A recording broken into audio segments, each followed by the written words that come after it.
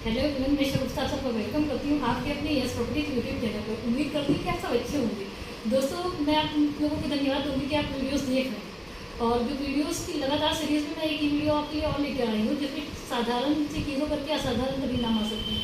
कई बार जब हमारे पास क्लाइंट आते हैं तो वो नेगोशिएट करते हैं, हमसे कहते हैं कि हम इस तरह से नहीं लेंगे या किस तरह से लेंगे। तो अगर आपने पुरानी वीडियो नहीं देखी तो उनको देख लीजिए, उसमें लिस्ट वगैरह आपका सारी चीज़ें हैं कि कैसे क्लाइंट कहाँ से आ सकते हैं। अगर आपके पास क्लाइंट एकदम नहीं आ रहे तो कहाँ से आ सकते हैं, वो सारी चीज़ें उसमें दी हुई है। आज हम आपसे बात करने वाले हैं कि क्लाइंट आते हैं, मतलब वो कहते हैं रेट बहुत ज़्यादा है, या नेगोशिएबल की बात करते हैं, नेगोशिएट करते हैं वो कि किस तरह से बात किया जाए। तो उस पर आज हम आपसे बात करने वाले हैं कि नेगोशिएट जब क्लाइंट करता है तो किस तरह से बात करें।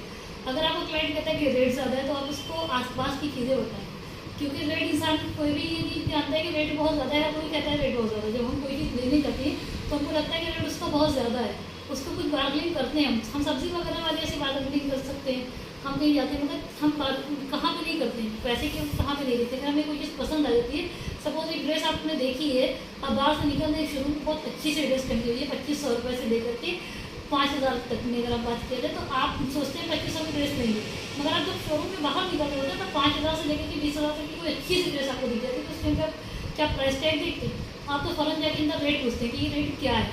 तो वहाँ पे नेगोशिएट करते हैं, हम लोग नेगोशिएट नहीं करते, वहाँ पे ये सोचते हैं कि ये ड्रेस हम कैसे ले लें।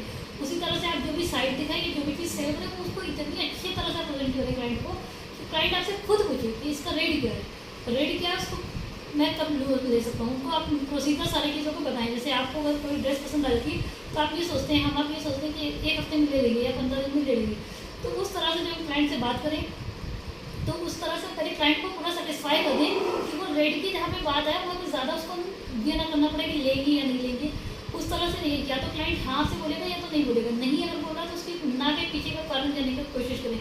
हम लोग कई बार ये सोच लेते हैं कि जो है क्लाइंट नहीं लेगा, पहले ही ना में मान जाते हैं। ऐसा कहा जाता है रियल एस्टेट में भी और सेल्स में ऐसा कहा जाता है कि एक जेन्युइन क्लाइंट हमको लेने से पहले वो लगभग 4 से 5 बार, और आखिरी होता है उसका हाईएस्ट होता है वो 6 बार ना बोलते हैं। तो कोई भी अगर आपको ना बोला तो उसके ना के पीछे का कारण जाने, उस कारण को सॉल्व करें। 1 बार 2 बार 3 बार क्लाइंट के पीछे एकदम पड़े रहें, मगर इसका मतलब ये नहीं ना कि एकदम क्लाइंट को आप बोर करते हैं। क्लाइंट के पीछे का मतलब ये कि उसकी लाइफ में वैल्यू ऐड करते हैं। अगर हमने कहा कि मुझे फ़ोन नहीं चाहिए, मगर अगर आप हमें ऐड करें लाइफ में वैल्यू थोड़ा थोड़ा करके, तो जिस तरह से अपनी लाइफ में वैल्यू ऐड करेंगे उस तरह से हम एक बार सोचेंगे, मेरा ध्यान जाएगा ना कि मुझे लेना चाहिए। तो ध्यान धीरे धीरे बार बार अगर कोई ऐड हम देखते हैं, जैसे टीवी वगैरह में बात किए थे, कोई भी प्रोडक्ट क्या पहली बार में जाके कोई भी नया प्रोडक्ट आता है पहली बार में परचेज कर लेते हैं, नहीं। हम उसको टीवी के माध्यम से, न्यूज़पेपर के माध्यम से, या जहाँ पे जिस तरह का ऐड होता है, जिस तरह की क्लाइंट बेस जहाँ पे होता है वहाँ तक कि उस तरह का बार बार ऐड दिखाया जाता है। ऐड दिखाने का एक मतलब ये होता है कि कहीं ना कहीं हमारे माइंड में वो चीज़ की छाप आए। जब लगातार हमारे माइंड में आता है तो हम उस चीज़ के बारे में देखने के बाद उसको जानते हैं। जब जानते हैं तो फिर हमारा मन बनता है लेने का, और जब हम मन बन जाता है तो फिर हम प्राइस ना देखते हुए हम उसकी क्वालिटी देखते हैं। तो कुछ चीज़ों की क्वालिटी में बात करें क्लाइंट से, अगर क्लाइंट आपको मना कर रहा है कि उसका रेट नहीं ना, तो पहले ही क्लाइंट से बजट पूछ लें कि उसका 8 से 10 लाख बजट है, 50 लाख बजट है, 1 करोड़ बजट है, जितना भी बजट है उसके आसपास से, उससे थोड़ा सा ज़्यादा है। जैसे अगर किसी का बजट 50 लाख है तो उसको कोशिश कीजिए कि 55 लाख 45 लाख की भी प्रोडक्ट दिखाइए और 55 लाख का भी प्रोडक्ट दिखाइए। अगर किसी का बजट 20 लाख है तो कोशिश कीजिए उसको 18 लाख का भी चीज़ दिखाइए, 22 लाख की भी दिखाइए, क्योंकि रेट थोड़ा बहुत आगे पीछे हो जाए, जितना रेट आपके हिसाब से क्लाइंट आगे पीछे कर लेगा उतने में रेट दिखाए, तो तब क्लाइंट आपका जेन्युइन क्लाइंट रहेगा। और जेन्युइन क्लाइंट से अगर हम बात करें तो क्लाइंट तक आएगा। ये कहानी होती है कि अगर दोस्तों की तरह, जिस तरह से दोस्तों के बारे में कहा गया है कि अच्छे दोस्त अगर बार बार उठे तो उनको मनाना चाहिए। वैसे अगर अच्छे क्लाइंट आपकी ज़िंदगी में आए तो उनको उन मोती के तागों की तरह बार बार सिलिए अपने साथ रखिए। जिस तरह से मोती के तागे टूट जाते हैं ना, तागे टूटने के बाद भी मोती जो है ना उसको दोबारा इंसान तागे में डाल के बना देता है, उसी तरह से अच्छी क्लाइंट को पकड़े रहें और कोशिश करें क्लाइंट में वैल्यू ऐड करते रहे तो क्लाइंट लेगा। और अगर वो नेगोशिएट करता है, ज़्यादा बात बोलता है कि नहीं मुझे नहीं लेना है या किस तरह से मुझे चाहिए, आपको बजट लेना या क्वालिटी लेना, तो जो चीज़ वो चाह रहा है एक बार उनके पॉइंट ऑफ व्यू से रख के सोचिए कि आपकी वो चीज़ें हैं या नहीं, और उनको समझाने की कोशिश कीजिए, उनसे बहस मत कीजिए। क्लाइंट से अक्सर सेल्समैन क्या करते हैं, वो बहस कर लेते हैं, सेल्स गर्ल से या सेल्समैन है वो बहस कर लेते हैं। बहस नहीं करना, क्लाइंट को बताना है कि हाँ सर एकदम सही है, क्योंकि कोई भी जब किसी से बहस करते हैं तो उस टाइम में उसको उस ज़्यादा दे रहे होते हैं कि आप उनसे बहस कर दिए। हम एक बात करते हैं तो 10 बातें फालतू की निकलते हैं, उनकी बातों को चुपचाप मान लेते हैं पहले कि हाँ जी सर ठीक है, मैं भी बात पूरी तरह से मानती हूँ, पूरी तरह से सही है। सर बताइए इसमें क्या क्या चीज़ ऐड हो सकती है, आप अपना फीडबैक दीजिए।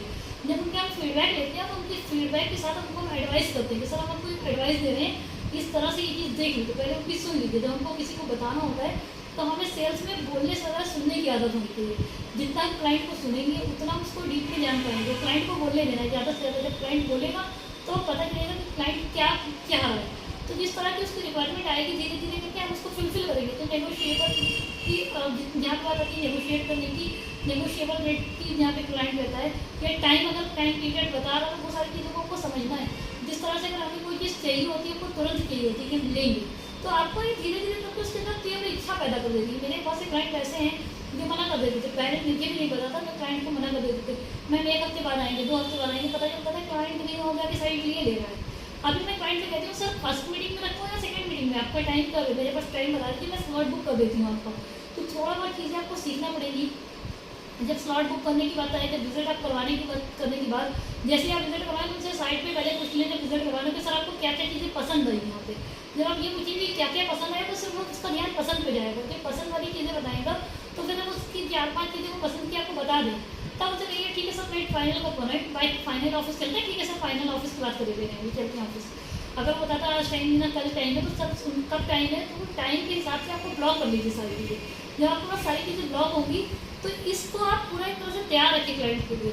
तो नेगोशिएबल जहाँ पर बात आएगी तो नेगोशिएट करने की वहाँ पर ज़रूरत ही नहीं आएगी। अब इसके आगे नई वीडियो के साथ हम आपको मिलते हैं, जिसमें आपसे बात करेंगे क्लाइंट को क्लोज किस तरह से करें, कौन कौन सी टेक्निक ऐसे जिनके थ्रू आप क्लाइंट को क्लोज कर सकते हैं। तब तक के लिए चैनल को लाइक शेयर एंड सब्सक्राइब करिए। एक छोटा सा मिनी कोर्स है, ये पूरी कोर्स की वीडियोस की सीरीज मैंने इसी में नीचे लिंक डिस्क्रिप्शन में दे रखे हैं, आप जाकर तो देख सकते हैं। लखनऊ में अगर रियल एस्टेट की रिलेटेड करके हमारे साथ काम करना हो या आपको रियल एस्टेट संबंधित कोई भी जानकारी लेनी हो, पेपर्स लेकर के ज़मीन तक के लिए, तो आप मुझे कॉल कर सकते हैं। Thank you so much.